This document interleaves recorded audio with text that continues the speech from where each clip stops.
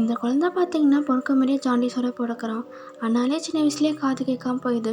அது மட்டும் இல்லாமல் நடக்க வேண்டிய வயசில் நடக்கவே மாட்றான். அதனால் அந்த குழந்தைய நம்ம என்ன பண்ணுறாங்கன்னா டாக்டர்கிட்ட போய் செக் பண்ணுறாங்க. அந்த டாக்டர் என்ன சொல்கிறான்னா, உன் பையனாக நினச்சதாம நடக்க முடியும், இல்லைனா லைஃப் லாங் நடக்க முடியாமல் கூட போகலாம் அப்படின்னு சொல்கிறாங்க. இதுக்கு என்ன எங்கள் அம்மா ரொம்ப பதறி போய் எப்படியாச்சும் தன்னோட பையனை நடக்க வைக்கணும்னு நினைக்கிறாங்க. ஒரு நாள் அந்த பையனோட அம்மா என்ன பண்ணுறாங்கன்னா, அந்த துணியெல்லாம் வாஷ் பண்ணுவாங்க இல்லையா, கன்வேயர் பெல்ட், அதில் தன்னோட பையனை வந்து உட்கார வைக்கிறாங்க. அட்லீஸ்ட் அந்த பயத்துலையாச்சும் ஏஞ்சி நடப்பானா பார்க்குறாங்க. பட் அந்த பையன் ட்ரை பண்ணுறான், அவனால் ஏஞ்சி நடக்க முடியலை.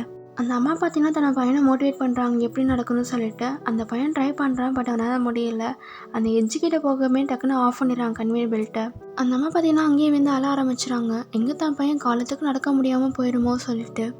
அவன் உயிருக்கு ஆபத்து வந்தும் ஏஞ்சி நடக்காத பையன் தான் அம்மா ஆடுறத பார்த்து அவங்ககிட்ட ஏஞ்சி போகிறான். இதை பார்த்துன்னு தான் அவங்க அம்மாவுக்கு வந்து உயிர் வந்த மாதிரி இருக்குது. அவுட் ஆஃப் த ஸ்டோரி வரலாமா? நம்ம எல்லா லைஃப்லேயும் பார்த்திங்கன்னா இப்படி ஒரு பர்சன் இருப்பாங்க. நம்ம ஜெயித்தாலும் சரி தோற்றாலும் சரி நமக்கு சப்போர்ட் பண்ணுற ஒரு பர்சன் இருப்பாங்க. உங்கள் லைஃப்பில் யாராச்சும் அப்படி ஒரு பர்சன் இருந்தாங்கன்னா மறக்காமல் கமெண்ட் செக்ஷனில் சொல்லுங்கள், நானும் தெரிஞ்சுக்கிறேன். என் லைஃப்பில் ஒரு பர்சன் இருக்காங்க. அவங்க என்கிட்ட என்ன சொன்னாங்கன்னா, all is well, every thing happen for a good reason. எது நடந்தால் நல்லதுக்கு தான் அப்படின்னு நினச்சிக்கோ.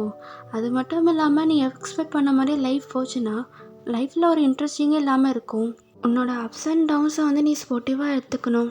நீ ஃப்யூச்சரில் வந்து இந்த விஷயத்தை நினச்சி பார்த்தா உனக்கே காமெடியாக தான் இருக்கும். இந்த விஷயங்களாமல் நம்ம ஃபீல் பண்ணிட்டு இருந்தோம்னு சொல்லிட்டு. ஆக்சுவலி எனக்கு இது வந்து திடீர்னு சொல்லணும்னு தோணுச்சு, அதனால இந்த விஷயத்தை நான் சொன்னேன்.